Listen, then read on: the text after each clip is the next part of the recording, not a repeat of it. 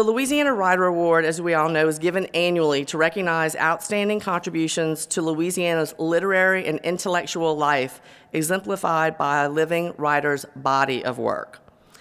Sheryl's family roots in Louisiana are deep, going back over 200 years. Her earliest maternal ancestors, immigrants from France and Italy, worked a small orange plantation in Buras for many years before moving to New Orleans to run a grocery store in the French Quarter. Born in New Orleans, Sheryl spent most of her life as a child and young adult in Kenner, where her family moved when she was 5 and where her mother still lives. She attended Southeastern Louisiana University studying creative writing with another Louisiana Writer Award honoree, Tim Gautreaux. After graduating with her BA in English, she moved to Dallas, Texas, where she completed her MA and PhD in humanities at the University of Texas at Dallas and published her first poetry books. Her first full-time teaching position was as a professor of English at the University of Louisiana Lafayette. Sheryl's poetry includes the chapbooks Going Home and The Mask of Medusa, and the full-length poetry collections Making Bread at Midnight, I love that title, How Heavy the Breath of God, The Journals of Scheherazade, Let It Be a Dark Rue, New and Selected Poems, and most recently, The Small Door of Your Death. Sheryl's son, Gray, died in 2014 of a drug overdose. And over the years, she has written several poems and essays about her son's struggles and her own attempts to mother him and heal. But the poems from her latest poetry collection all chronicle those struggles and his death. She's also published 2 memoirs, Swamp Songs, The Making of an Unruly Woman. I like that one, too. Navigating Disaster, 16 essays of love and a poem of despair. Of Swamp Songs, Tim Gautreaux wrote that Sheryl's love for Louisiana winds its way through every paragraph like that indestructible wisteria in her mother's backyard. Of Navigating Disaster, Darrell Bourke wrote, "It is Sheryl St. Germain's voice that will finally get you. Hers is a voice of a master singer, one trained in the ancient ways of telling a story and one fiercely contemporary." Sheryl also co-edited 2 anthologies, Between Song and Story, Essays for the 21st Century, with Margaret Whitford, and Words Without Walls, Writers on Addiction, Violence, and Incarceration, with Sarah Shotland. She has also published Je suis Canadien, a chapbook of translations of the Cajun poet John Arsenault. A collection of essays, 50 Miles, is forthcoming in spring 2020.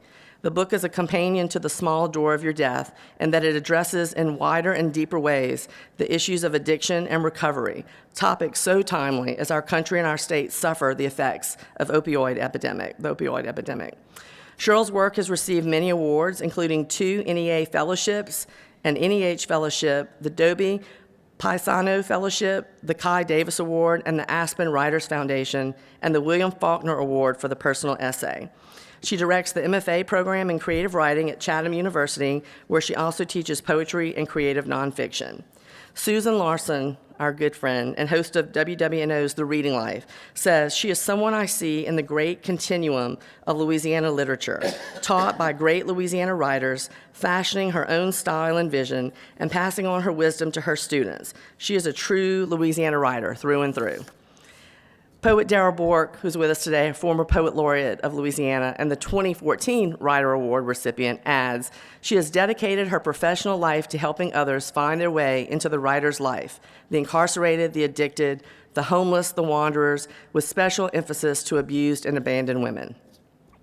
I've always said that the best we can do in this world is speak or write about our own life experiences in a way that validates us and helps others. My belief is that the best literature has this ability to connect with readers in a way that allows us to build empathy and to see the world, if only for a moment, through someone else's eyes. Sheryl's poems and essays not only do this, but they inspire too. Her work is perfectly crafted and it is humane. It is impossible to read a piece of Sheryl's work without walking away a little changed, a little better than you were before. So on a day when fellow Louisiana Writer Award recipients Bill Joyce, who created our festival artwork this year, Darrell Bourke, former poet laureate, John Downing, last year's honoree, Ernest Gaines, the first recipient, are all here with us to help us celebrate our 15th festival. And on a day which marks Sheryl's 6th appearance at the festival, we are pleased to present Sheryl St. Germain with the 2018 Louisiana Writer Award.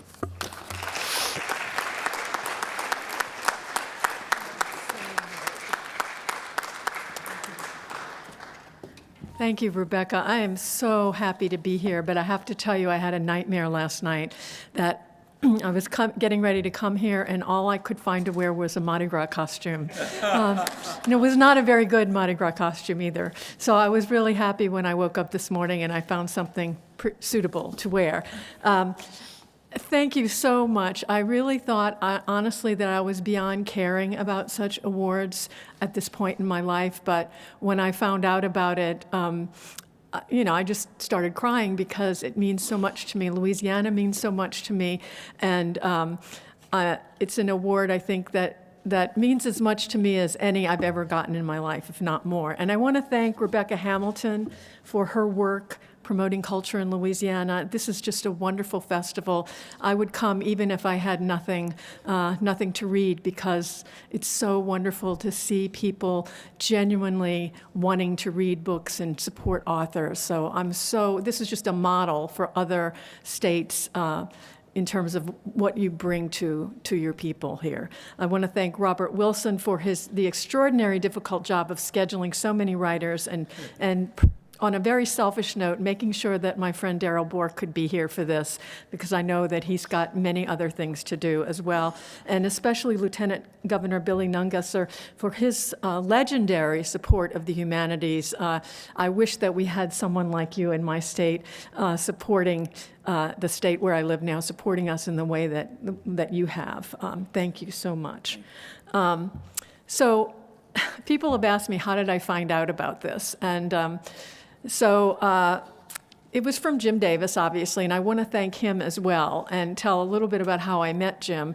My mother, who lives in Kenner, used to always go to the events Jim organized when he was coordinator of adult programming at the East Bank Regional Library in Jefferson Parish. And she introduced me to Jim many years ago for an event. It might have even been my event, but I don't know. I was either doing a reading or there was something else, and she just loved him so much for bringing such richness to her area, Jefferson Parish, and had spoken very warmly of him to me many times. So I was really glad to meet him, and I don't get to see him very often, but there's something about the wisdom of his talking to me when we do talk, and his quiet, wise presence that I really appreciate. So this year, before I found out about the award, I was scheduled to give a book talk, and I got a text one day from Darrell, and he said, Jim needs your phone number. He needs to talk to you about something. And so I'm the kind of person that always thinks she's in trouble. So if there's a police siren, it's after me. If somebody crashed into my bumper in the back, it's my fault. So immediately I thought, oh no. He's canceling my book talk, and he wants to tell me on the phone instead of via email. So I did text Darrell back with the phone number, and I said, I hope it's nothing bad. And Darrell, in his quiet Buddhist way, said, no, it's not. And so a few hours later, Jim called me and he said, well, you're already doing something for the festival, but I need to ask you to do something else. And I thought, okay, here it comes. He's going to ask me to moderate 10 other panels or something like that. And then he said, I need you to write an acceptance speech for the Louisiana Writer Award. And I had to sit down. I was just in shock and so very happy. So thank you, Jim. I want to say a few words about the Louisianians who have meant the world to me and who have shaped the way that I walk through the world, not just as a writer, but as a human in really profound ways. And I can't tell you how humbled I am to have been given the same recognition as my first creative writing teacher, Tim Gautreaux. I still remember this. I don't know if Tim likes that I tell this story, but I still remember him walking back and forth in front of a creative writing classroom with what he called a mush graft on the chalkboard. And on one side was a picture, a very bad picture, it must be said, of a roach. And then there was this line, and then there was love just written. And he was trying to teach us that it was easier and better to write about a roach than it was to write about love. But the idea being that the more specific you can be, the better, you know. And so I learned from him that specificity is good, and that you can write about love even if it's through an insect's eyes. I'm also thrilled to have the same award as Darrell Bork, whose work I admire and who I count as one of my dearest friends and who I've known for over 25 years.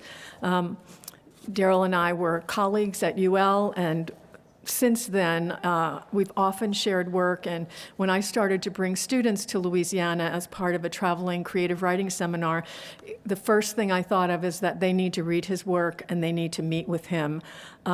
And so his insights into writing and life have really sustained me over the years. And I can't not mention as well Karen Bork, who has been an incredible inspiration to me. Watching her bloom and blossom into a stunning glass artist over the years has been just a great inspiration. I think I have 4 of her pieces hanging in my windows at home, and I've told her once that I like to think that when I look through them, I'm seeing the world through Karen's eyes. Jack Bedell and Louisiana Literature have been steadfast supporters and believers in my work, and I want to thank Jack and Louisiana Literature for publishing my poems and essays in the journal and also publishing my memoir, Navigating Disaster. It was really important to me that it find a Louisiana publisher. And I want to mention one more friend who's no longer with us and who did not receive this award, but who I think should receive some kind of Spirit of the Swamp award posthumously. Greg Guard, photographer and writer. And I have to tell you, those who know him, I was driving from Lafayette to Baton Rouge yesterday. It was horrible. It was storming. It was foggy. I thought I was going to die. And I started to pray to Greg. And I said, Greg, please, can you do something about this? And in his slow way, he did, because today we don't have any rain. But I met Greg many years ago when one of my essays won the William Faulkner Award for the personal essay. And when it was published in Cultural Vista later that year, the editors paired it with some photographs of Greg's of the Atchafalaya Basin, since my essay was at least partly about swamps, though Greg would tell me, your swamp is not my swamp. And by which he meant the sort of dark metaphorical swamp of my family and of New Orleans was not the vibrant swamp of his Atchafalaya. And Greg then decided to take me on as a project and make sure I became well-versed in everything Cajun and Atchafalaya. He took me out, I want to say 30 times over the years in his little boat that I was always worried was going to fall apart, and I got to see the Atchafalaya, the seductive and haunting cypress trees, the egrets, the ospreys, the alligators, the 20-pound fish that jumped in my lap one time, and the crawfish traps of his that unfortunately almost never had more than 2 or 3 crawfish in them. So now it's my favorite place in the world, a place of wounded giants I see from his eyes, and I have written about this in Swamp Songs. I still write on a desk made of cypress wood that Greg pulled from the swamp, and my home has several of his photographs on the wall, framed in cypress. I can't think of anyone that I know personally who loved Louisiana and the nature of Louisiana as much as Greg. So I have him to thank for waking me in a really powerful way to something that was always in me, but it was a little dormant, just the love and appreciation of the natural beauty of South Louisiana. And when I wrote in my memoirs about my love of Lake Pontchartrain or the Mississippi, of the cypress trees, the crawfish in the ditch by my house, and when I rhapsodic about picking blackberries with my brother, it was Greg's love of Louisiana's natural wonders that I was channeling. So I wear around my neck today an alligator bone that Greg gave me that came out of the Atchafalaya, which reminds me of the strength I need sometimes to get through this life and of his long-standing love of the swamp and its denizens. Although I have Cajun ancestry on my father's side through my grandmother, who was a Fontenot from Ville Platte, both my grandparents were deaf and moved in their early adulthood to New Orleans, where my father was born. And For reasons I don't have the space to go into here, and honestly I don't fully understand, my father chose not to share anything of his Cajun heritage with us, even though his first language was French, nor did he teach us sign language or let us know as kids that we should learn sign language. So until I became an adult and moved to Lafayette for my first teaching job, that knowledge of that part of my heritage was pretty dim, and I didn't even meet some of my Cajun relatives until I was well into my adulthood. In comes Barry Ancelet, folklorist and colleague at UL, with whom I became a friendship and who made it his project to teach me everything I didn't know about the Cajun culture. And I wound up translating a small book of Barry's, Je suis Cajun, that he wrote under his alter ego, Jean Arsenault, from French into English. And that long poem that made up that book was about the Cajun dérangement and subsequent life and survival. And I'm really indebted to Barry for taking me on. So, as Rebecca said, my family has roots in Louisiana that go back about 200 years, and the Daquins on my father's side were notable planners and businessmen in New Orleans, but they also owned coffee plantations in Jamaica and what is now Haiti, and can be traced back to Louis Charles Daquin, who was a physician for King Louis XIV, as well as a landlord for Molière. I spent a sabbatical in France about 8 years ago tracing our heritage and writing a series of poems about it, which I never published. I did send it to LSU, but they declined. On my mother's side, her grandparents, Rebecca also mentioned Italian and French, they owned the small orange plantation in Buras, and then they moved to the French Quarter, which was really then not a fun place to live. It wasn't a place where tourists went, but there were a lot of immigrants there, and they had a small fruit store. My mother tells me they also, during the Prohibition, they hid liquor in their kids' beds. To this day, and underneath the beds, she is shocked and appalled by that.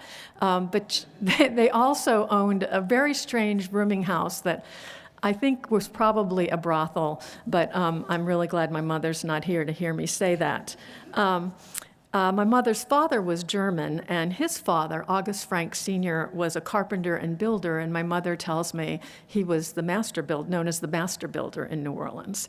My father's father was also a carpenter, and there are times when I feel strongly the need to build something as useful and sturdy with my words as my grandparents did with wood.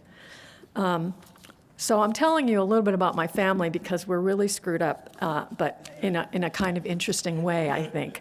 So the story goes that one of my French great-grandfathers stowed away in a coffin on a boat from France to New Orleans, which is why my French cousins tell me we can't find a record of him arriving here.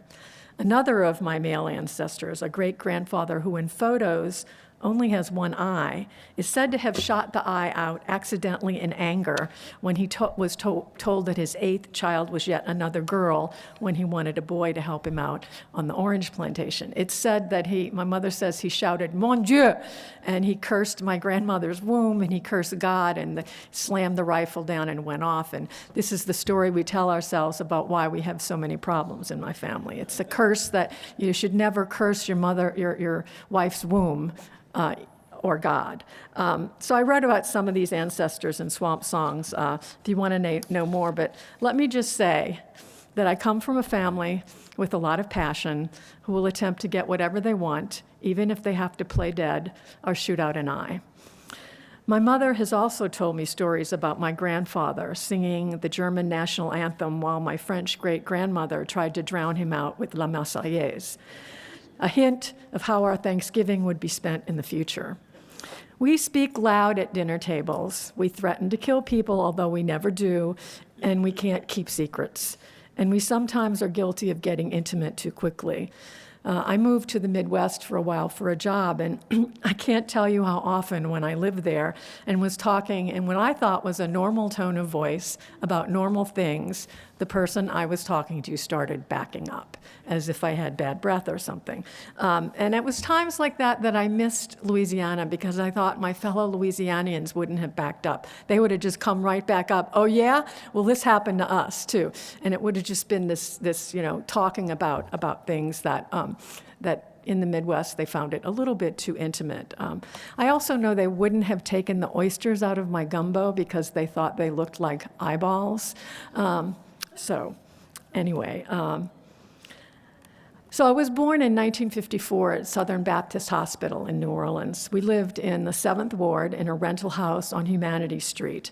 And when I was 5, my parents bought a house and we moved to Kenner, a move from which I don't think my mother has ever recovered. It was supposed to be just a starter house, she says, but we wound up staying there, and she's still living in that house on Williams Boulevard, 3 blocks from Lake Pontchartrain, where I was raised and where every conversation that you have is interrupted by the sound of planes.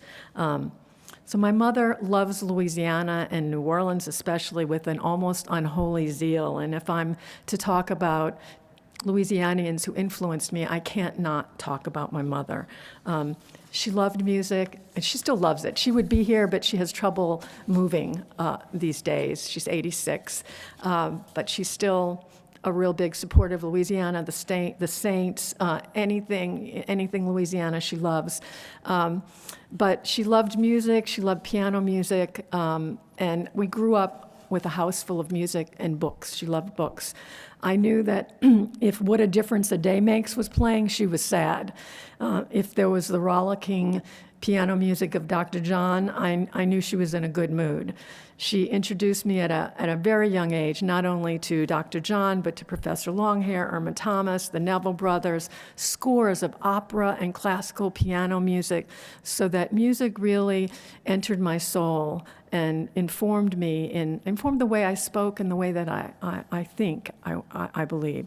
She insisted we take piano lessons, and I've written a lot about growing up in a house filled with books. And when I say filled with books, I don't mean just in bookcases. I mean stacked up to here in the bathrooms, both bathrooms, in the bedrooms, in the kitchen, everywhere. There's just, 3 deep, books sitting on top. It's frightening, actually, on some level.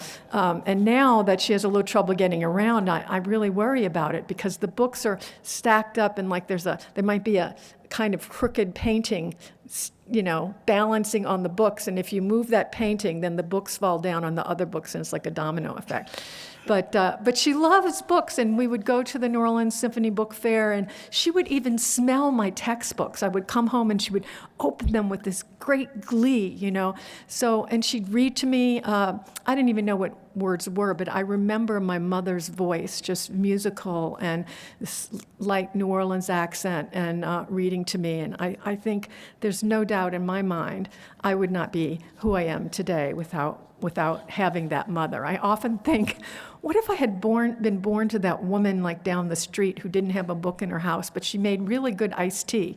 I would like know how to make, and her house was really clean, and our house was always a mess. But always, opera playing and the books. And this is a woman, I have to remind you, who didn't have a university education. And again, that's what I love about this book fair, is that you're not elitist here. You're really, my mother loves this book fair and would be here if she could. But it's this woman who just loved books and passed that on to me. So I went to St. Lawrence the Martyr in Metairie for grammar school. And the nuns also focused a lot on reading, but not in quite the way that my mother had. So the nuns had this shoebox that they put on their desk, and it had they'd cut out a little hole in it.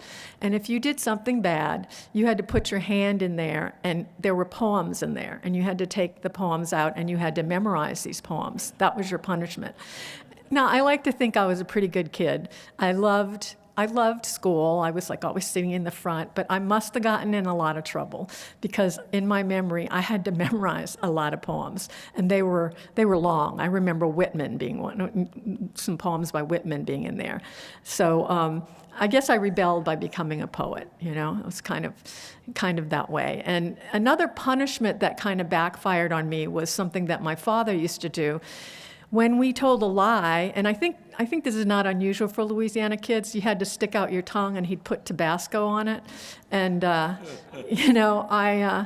got in trouble so much with him that one day, and I've written about this, he put those drops of Tabasco on my tongue, and I liked it, I was good with it. I was down with it. And so I guess you could say I rebel. I love hot sauce to this day. So the moral of this story is be careful what you punish your kids with, because they might become that thing.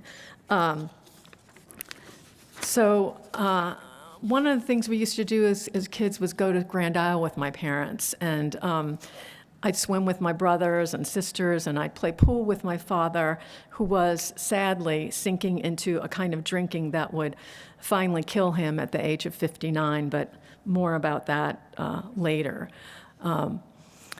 One of the things I've thought about a lot is what it means to be a writer who comes from the very bottom of the United States. I mean, the South, not the edgy East Coast or the laid-back West Coast or the, as my mother would say, boring middle, but where all the stuff comes out of the Mississippi. We're like, we can't deny there's all this stuff in the Mississippi. It comes down, it's full of good stuff and bad stuff, and we have floods, and sometimes you walk on land that you don't know if you're gonna sink in it or not. I grew up with hurricanes that destroyed our houses, and I think what I learned from that is that destruction can be paired with beauty, because there is an ungodly beauty about hurricanes sometimes when you're watching them, and then there's the eye, but then there's also this destruction. And I think about Rilke, who said that beauty is just the beginning of terror. So I learned that those things were paired in some way, and I learned to be really super comfortable with ambiguity because of the fact that you didn't know if something was going to remain land or water. Our house where we lived was continually losing land and having to be filled up with sand. So those are two important lessons that I learned. Also, growing up in Kenner and New Orleans, 1 minute? Can I go 5? In addiction, I learned that there was a passion. I saw a passion for eating and drinking and sex, for music and celebration that I've never seen anywhere else. And I wanted to talk a little bit, but it looks like I don't have time, about some of the darker things that I've written about in my new book. But I guess I'd rather end with something positive. And so I want to just read one page from Navigating Disaster, and it's sort of giving my mother the last word. And this is an essay called Why She Won't Leave My Mother's Blues, a piece from it. And after Katrina, everyone just kept asking, why doesn't your mother leave? Why won't you just leave? It's terrible. This is going to happen again. So this is me imagining that she's sitting in her backyard, listening to music and thinking about this. And she's thinking about her 2 daughters who don't live in Louisiana. My sister lives in Nebraska, and I live in Pennsylvania. So this is my mother, me imagining my mother's voice. Those cities her daughters live in don't have food like they have here either, she thinks. No thick, rude gumbos and jambalayas and Creole sauces and crawfish and crabs and oysters and shrimp and red beans and rice and roast beef po' boys. And they don't have interestingly named streets like Desire or Chapatulas or Melpomene or Humanity, she thinks. And what can you say really about the imagination of cities that give their streets names like Maine or First or Second? And what about cities that don't have king cakes or voodoo dolls or beads or Mardi Gras or crawfish festivals or rice festivals or oyster festivals? And those people in those other cities don't have the Mississippi and Lake Pontchartrain, and they don't smell like this city, spicy and rank and full of color. And she's certain they don't even have a sense of humor or interesting politicians. And she thinks that maybe people in those other cities might not even know how to dance, really. And they don't have the Saints or Al Hirt or Pete Fountain. And now that I think of it, maybe that's what she's listening to as she sits alone in her backyard. Maybe she's listening to Pete Fountain's clarinet, all high and sweet like a gladiola. And maybe she's singing When the Saints Go Marching In. Oh, Lord, I want to be in that number. And how could she leave New Orleans now when the Saints are doing so well? She remembers when all the fans wore paper bags on their heads and called themselves the Aints because they were so embarrassed at how bad the team was. But they went to the games anyway, and she remembers when Archie Manning wasn't yet the father of Peyton, but the redheaded hero of the Saints. And now that they're so good, it would be wrong to leave. All that time wasted on them when they were bad. And she drinks to that. And maybe it's trumpet she's listening to. Maybe loungy Al Hirt. And maybe he's blowing Do You Know What It Means to Miss New Orleans. She and my father used to go to his club on Bourbon, and she still likes to go now and visit his statue in the quarter, touch his trumpet, and remember all that is gone. My mother is sitting alone in the swing my brother gave her on Mother's Day the year before he died, the year before Katrina. And even though it's already rusted, she thinks she'll never not use it. She'll never give it away. She'll never move away from this swing. There's just room enough for her to sit comfortably on it without someone else. And now she's swinging to the drip, drop of Fats Domino. I'm walking to New Orleans. And she's thinking about music and sorrow and music and forgetting and music and remembering. And she's thinking of how important music is to this city and how it's not important in this way to any other city. And even though one of her daughters lives in a big city in the Northeast where she says there's lots of jazz, my mother knows in her bones it's not like it is here. Music here is the voice of the city. But in this other city where her daughter lives, she's certain the music is just some extra thing, some little curlicue, something nice. She's sure it's very nice, but it's not necessary like it is here. And she's certain this city would die if it couldn't sing. And she drinks to that. Giacomo fino ne, Giacomo fino ne. You don't like what the big chief says. Giacomo fino ne. And as I write this, I'm sitting here alone like my mother in my own bedroom in some Northeast city listening to music, and it occurs to me all of a sudden that I'm not writing about my mother at all. I'm writing about myself, my own loneliness and despair and love of the music she taught me to love, the music of our city, the city and the music she won't leave.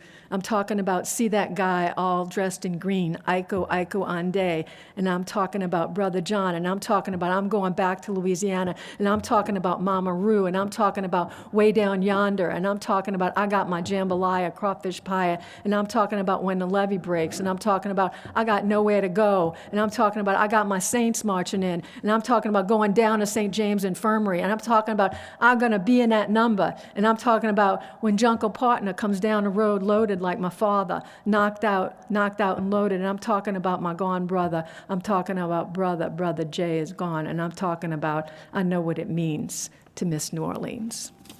Thanks.